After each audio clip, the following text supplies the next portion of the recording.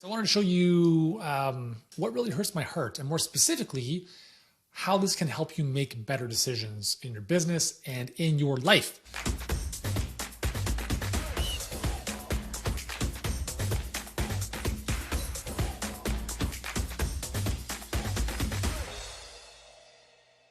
All right, guys, what's up? Uriel Kim here, CEO and founder of Healthpreneur. We help health professionals get clients and scale their businesses online without the grind. All right, so I was on a podcast last week and the host was asking me, what's one thing that really breaks your heart? And it was like instantaneously, I told him, when people say they want this and they're down here, because we all are relative to what we want, but they don't have the courage or are willing to make the sacrifice to bridge the gap. Breaks my heart. Why does it break my heart? Because, I don't know. My mom has talked a lot of stuff about how she needs to get in shape and exercise for as long as I've been alive, right? And it's very tiring to hear the same old story. I'm like, okay, really, you're going to do something about this time? Whatever. And then over the last 7 years, we've spoken with tens of thousands of health professionals and coaches who say they want this. They're like, yes, like totally, because they're here, whatever here is. And then they get afraid. And then that dream either gets minimized, like, oh, it's actually not that important, or they just don't have the courage to move forward. And I want to share this with you with respect to how to make better decisions. And I'm giving you my advice. Like, this is for me personally, like how I've made decisions in my life. And I'm not saying this is necessarily true for you, but at the same time, it's pretty darn accurate. When we are faced with making a decision, there's two ways we approach this. There's the initial hit, and usually that is the right answer. And then there is the deliberation. Oh, I'm an analytical person. I don't make rash decisions. I have to think about stuff forever. I have to cross-reference every single little thing. And I understand everyone has a different character. Everyone has a different personality. Everyone makes decisions a little bit differently. Some people are fast and impulsive like I am, very intuitive, very instinctual, and others are very much analytical and take more time. I appreciate that, okay? So I'm not saying everyone is the same, but everyone is a spirit in a human experience. And if you are disconnected from your own intuition, it is going to be very hard for you to make good decisions in life. So here is rule number one for me in making good decisions. When something comes across my whatever vicinity, I have to make a decision around something. It's a hell yes or it's a no. It's that simple. Is this a hell yes? Let's just say, okay, yes, it's a hell yes. We'll deal with that in a second. The other scenario is it's a no. And in that case, don't try to convince yourself that it's a yes. Maybe kind of like I'm watching Temptation Island right now. It's a great show in case you're into that stuff. Came across it on Crave. I'm like, I need some more reality TV in my life, apparently. And so there's these couples that go on this island and they're in a relationship with their significant other for 3, 5, 8 years in some cases. And they're like, I'm just not quite sure if this is the right person for me. That's a no.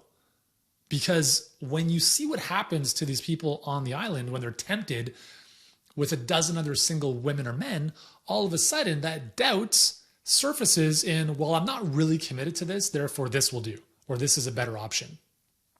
And that's an example of where if you have doubts in the sense of like, I'm not too sure, that's a no. It's a hell yes or it's a no, okay? Now, let's go back to the hell yes for a second because this, and there's nothing wrong with saying no. No is one of the most powerful words you can get used to saying because no means you can focus. No means you can say no to everything that distracts you from your mission, the one thing that makes all the difference for you. Sadly, most people don't even have clarity on that. So they say yes to a bunch of stuff and don't get anywhere because they're juggling 1,000 balls. So let's say you're, okay, cool. I know this is not a good fit. Move forward.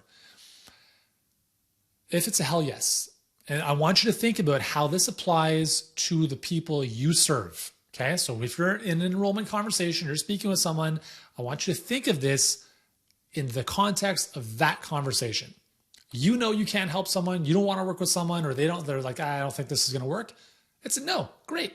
Conversation's over. All the best. All good.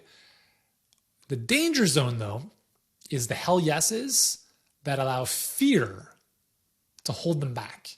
And this is what I mentioned breaks my heart. It's when your prospect, for instance, your prospect knows exactly that it's a 10 out of 10 to work with you, and you know it's a 10 out of 10 to work with them, and they allow fear to not allow them to move forward. And that is the biggest disease of the human species. Across every industry, age, since the beginning of time, it is the ability or the inability for people to recognize when something is a hell yes and muster up the courage to do it. Because it's not that, anyone who's successful has less fear. They just muster up the courage to move through the fear.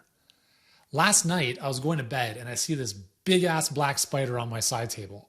And I'm just like, I'm not going to sleep while this thing is right there. And I used to be freaked out by spiders. And I'm talking like this is for where we live, like a spider like this is a big ass spider. It's not a tarantula, but it's a big ass spider. It's the biggest spider I've seen living in this house. And at first I was just like paralyzed in terms of like, I didn't move, right? It's like a deer caught in headlights. And I want you to think about this and how we make decisions. So I look at this spider and initially I'm paralyzed. And if I stay in that fight or flight response of, prefrontal cortex shuts down, I go into reptilian brain and I'm not doing anything or I'm running away. Now, the reason I didn't run away is because I wanted to make sure I knew where that spider was before I went to sleep.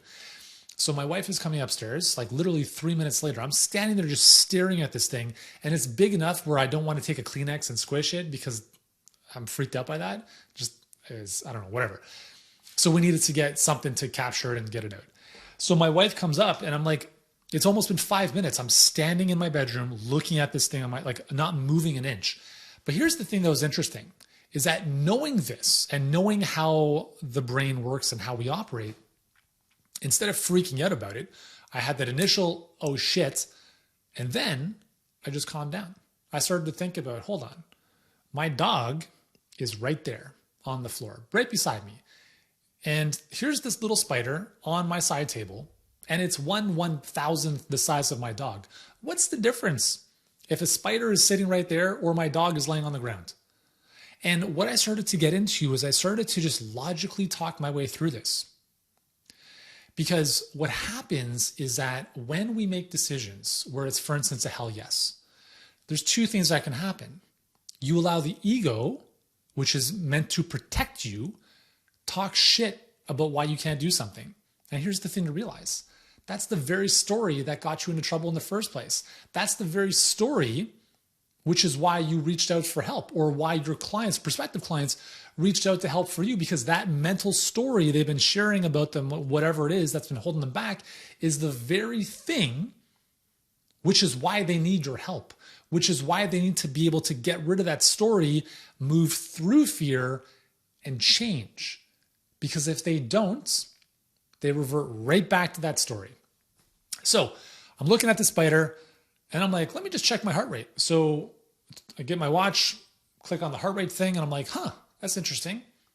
54 BPM. I'm like, that doesn't seem like someone who's freaked out or stressed out. And listen, I'm not sure like I'm some evolved human being here that's like, whatever. But way back in the day, that response would have been very different.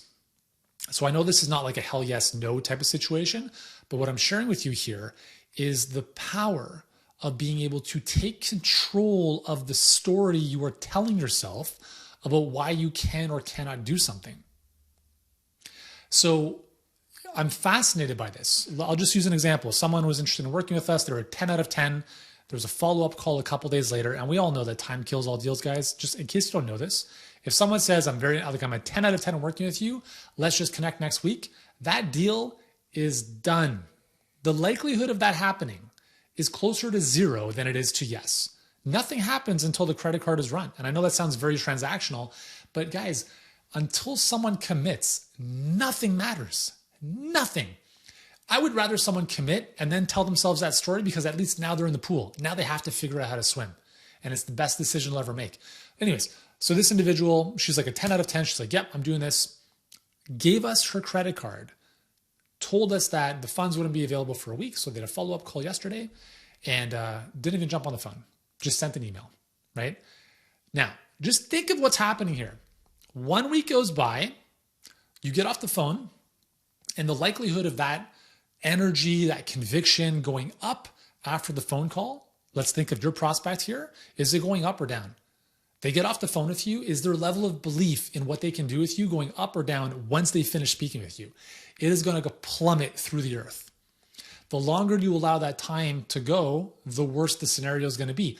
And remember, this is for someone who is a 10 out of 10. They said, I'm going to do this. This is exactly what I'm looking for. I'm not talking about pushing people and convincing people to doing things they don't want to do. This is like, it was a hell yes. Okay. This is the biggest friggin' pandemic. And if you can, we all can, if you can understand how to get through this, you will create everything you want in life. This person's a hell yes. 1 week later, it's a no. What happened there? They had 1 week for other people to chirp in their ear about why something couldn't work. They had 1 week to allow self-doubt and that story that they've been telling themselves for however long to get right back in there. And they allow that to turn a hell yes into a no. So when it's a hell yes, there's two things that are happening, as I mentioned. Number one is you have the ego, which is what we just talked about. The ego is meant to protect you. It wants to keep you safe. So do the people that love you. But honestly, I wouldn't be taking advice from people that love you unless they already have the results you want. So unless your spouse has a super successful virtual practice, don't even ask them for advice. They don't know shit. They want to keep you safe. And by keeping you safe, they keep you playing small. And when you're small, you're a fraction of what you could be. And that's what breaks my heart. I hope, and it should break your heart as well. It should make you sick to your stomach. And if you're someone who has committed and said hell yes before in whatever, and then you backed out, you got to lose sleep over that, man. That has got to eat at your soul like a friggin' termite on wood. Because until it does, nothing is going to change. And it's the same with your prospects. When someone is 50 pounds overweight and they come to you and they're like, I'm in, but then I'm not. No. You're fat and you have a problem that you need to solve now. And I know that sounds very, again, you don't have to say this like I'm saying it, but the reality is if they do not change, they are not going to change. And when you allow people to do their own thing on their own, I'm going to think about it and go meditate on it, it's all bullshit. It's a safety mechanism. It's a safety mechanism where they can get into their old egotistical, protect themselves, play small type of world, because the alternative is that they actually tap into their higher self. That's the second path. When it's a hell yes, that instantaneous hit, that's your higher self telling you this is what I need to do. Or it could be no, remember, right? It could be no, which is totally fine. But if it's a hell yes, that is your higher self giving you that instinctual, intuitive hit. As soon as you do not pay attention to that, as soon as you dismiss that as, oh, I need to see all the facts, I need to do all the analysis, what you're saying is, I don't believe in myself. I don't have faith that I can be successful here. So let me look for every possible reason why I shouldn't do this. And this is how people live very small lives. Just shadows of their true self. And it really, this is the thing that breaks my heart the most. So you've got two options. You want this, keyword is you say you want this, all caps, bold, italicized, underline, say you want this thing, you want this outcome, but you're not willing to do it. So here are the two options you have. Stop talking about what it is you say you want because you don't really want it. Or number two, do whatever you have to do to make it happen. Those are the only choices you have. When I look back on my life and I look at a lot of the goals that I've set for myself, I haven't achieved most of them yet. And I look at the goals that I've set at whatever time in my life and I'm like, why didn't I achieve that goal? I said I wanted it. Isn't that enough? No, dude, you're full of shit. It was a 7 out of 10. If you're really honest with yourself, Yuri, it was a 7 out of 10 because if it was a 10 out of 10, you would have run through a brick wall to make it happen. And you didn't. Therefore, it's not that important to you. So shut the F up and stop talking about it. Okay? Or it is a 10 out of 10, and you have to do whatever you have to do to make it happen. It's that simple. Everything else is bullshit. Okay, guys? So when it comes to you making decisions, this is what's worked for me. This is what I've acknowledged in myself. But honestly, I don't think I'm a unique snowflake. We are all spiritual beings going through a human experience. And the more you disconnect yourself from that spirit, that intuitive higher power, that higher knowing that something is right for you to do, but then your human ego gets in the way, you live a very small life. And you continue to get the same results, which are little to nothing, for a long time until you wake up. And I see this, I can't tell you how much I see this. And this is what bothers me. And this is why I will be in your face to constantly remind you about this stuff. Because you have more potential. We all have more potential, but potential is bullshit, right? Who cares about potential? Unless you do anything about it, nothing matters. So hopefully this is a bit of a kind of a kick in the butt, a little bit of inspiration, whatever you want to call it, so that number one, you can think about how you show up in life with your decisions. And number two, how you can take this into conversations you have with your prospective clients, because they're also going through the same process. And if you can understand why they're telling you things, then you have more tools to be able to address and help them. I hope that makes sense. So anyways, I hope this is helpful. Let me know your thoughts in the comments below. If you're watching this on YouTube, you know what to do. Hit the subscribe button, and there you go. So this hopefully will help you make better decisions. If you've enjoyed this, let me know in the comments below, and I'll see you guys soon. Ciao.